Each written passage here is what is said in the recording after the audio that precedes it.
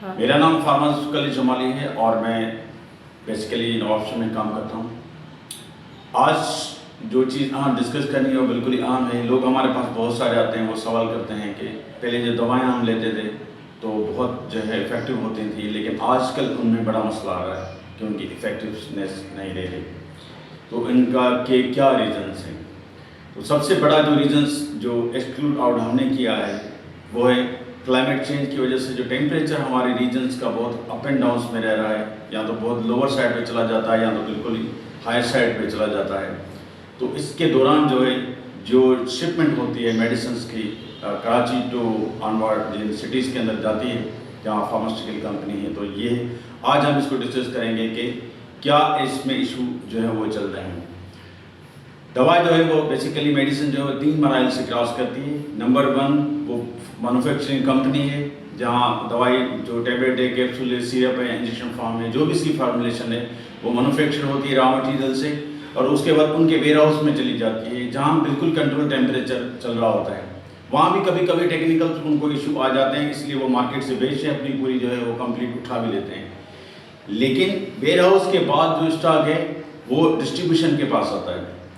Transport जो है हमारे पास जो ड्रग्स के लिए, मेडिसिन के लिए जो ट्रांसपोर्ट का सिस्टम दिया है आजकल, वो बहुत ही थर्ड क्लास का है। थर्ड क्लास का इसलिए है कि अगर जिन ट्रकों पर गधे, घोड़े या बकरियां, भैंसें जो है वो शिफ्ट होती हैं, और जिन पर काटन, सीड या गंदम ये चीज़ें ट्रांसपोर्ट होती हैं, उन्हीं कंटेनर्स चीज़ों पर जो है ना ट्रक्स पर मेडिसिन को ट्रांसपोर्ट किया जाता है डिस्ट्रीब्यूशन पर। डिस्ट्रीब्यूशन जो सेकंड जो जिस सिटी की सबसे बड़ी जो है उनकी स्टोरेज पॉइंट है वहाँ पर आ जाता है। तो हमारे पास 95% जो डिस्ट्रीब्यूटर हैं उनके पास कोई भी वेयर हाउस में टेम्परेचर कंट्रोलिंग सिस्टम नहीं है। दवाएं उनके पास वैसे पड़ी हैं, ना उनके पास कोई फार्मासिस्ट है, ना उनके पास कोई टेक्निकल बंदा है जो मेडिसिन को हैंडल करता हो। ठीक, उसके बाद दवाई जो डिस्ट्रीब्यूशन के पास जाती है वो डिस्ट्रीब्यूशन से फार्मेसी पे चली जाती है। लेट सपोज कि अगर फार्मेसी जो उस एरिया से 100 किलोमीटर दूर है, उस डिस्ट्रीब्यूटर बड़ा बिग सिटीज़ में होते हैं और शिफ्ट करते हैं छोटे टाउन्स के अंदर। तो क्या होता है कि हमारे यहाँ नॉर्मली वेन्स पर मेडिसिन को रखा जाता है, वेन्स की छत पर। अगर एक सिटी से A सिटी से B सिटी के अंदर जो है मेडिसिन को हमें शिफ्ट होती हैं, तो क्या करते हैं कि भाई नीचे सीटों पर उनका किराया लगता है, तो क्या करते हैं गाड़ी की वैन की छत पर जो है वो मेडिसिन रख देते हैं। उस छत के पर जो 50 डिग्री सेंटीग्रेड टेम्परेचर है तो वो वैन शिफ्ट होती है किसी सिटी से बहुत दूर जो सिटी है वहाँ पहुँचते होते उसको 11-12 बज जाते हैं, और वो मेडिसिन जो है वो 40-45 डिग्री सेंटीग्रेड के एक्सपोजर में जो है वो चल रही होती है। यही वजह वो एफिकेसी लूज कर देती है। दूसरी बात ये, तीसरी की यह फार्मेसीज हमारे पास हैं, उनके पास हमारे पास कोई भी टेक्निकल बंदा फार्मासिस्ट है ही नहीं। जो फार्मेसी का जो स्ट्रक्चर है वो कहीं भी प्रॉपर जो सिस्टमेटिक से ड्रग रूल के मुताबिक है ही नहीं।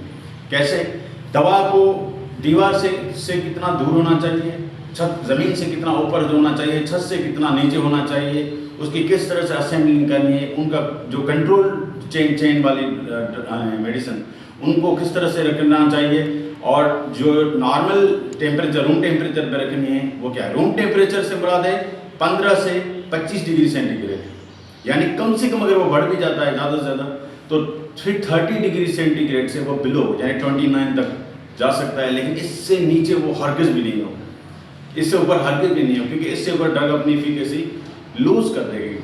अब क्या है हमारे पास, आपने नॉर्मली देखा है जो जितने भी रैंक्स लगे हुए दीवारों के साथ लगे हुए हैं उसमें ड्रग्स जो दीवार का टेम्परेचर है, दीवार की जो ह्यूमिडिटी है वो इसमें आ जाती है। बारिश पड़ती है तो वो पानी कभी कभी छत से जो है ना उसकी लाइन पर गुजर करता है, जिसकी वजह से दवाएं ख़राब हो जाती हैं। ये सबसे बड़ा लॉस है। एक, फार्मेसी पर कोई फार्मासिस्ट नहीं है, और दूसरी बात ये है कि फार्मासिस्ट जो फार्मेसी का जो स्ट्रक्चर है उसके अंदर ना एयर कंडीशन है, ना फ्रिज रखा हुआ है, और ना ही उनके रैंक वगैरह के प्रॉपर जो है वो सिस्टम चाहिए। मैं एक छोटी सी आपको एक मिसाल देता हूँ। लेट सपोज कि एक डायबिटीज पेशेंट है और वो इंसुलिन ले लेता है किसी एक सिटी से, उसको 20 किलोमीटर बाहर अपने गांव जाना है। वो क्या करता है, मेडिकल स्टोर वाला, बाबा इंसुलिन चाहिए, उसको इंसुलिन दे दी, उस बेचारे ने जेब में डाल दी इंसुलिन से, ठीक है। अब 700-800 रुपये की वो इंजेक्शन लेके अपने गाँव चला जाता है। वहाँ क्या होता है, वो जब वो मोटरसाइकिल पे जा रहा था, आपने देखे नॉर्मली जो लोग मोटरसाइकिल पे जा रहे थे दवाएं भी सामने बांध देते हैं, लेकिन नहीं जाए, ठीक है।